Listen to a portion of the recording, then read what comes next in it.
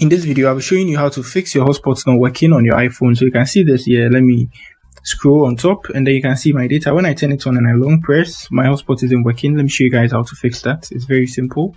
So now to do that, just move to your settings. So on your settings, scroll to the top. You see cellular here.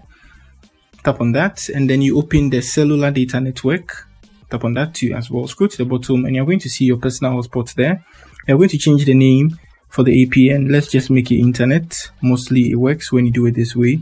And then the username, just make it your telecom name, or we can just do it internet 2 as well.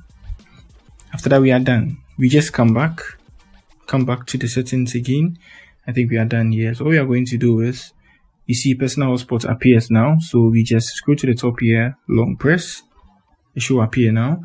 Good. And now we can also come to our settings, tap on the personal hotspots, and then we allow others to join too from this section too as well. So that's it on how you fix your hotspot not working on iPhones. If you are new here, give me a like, subscribe to the channel. Peace.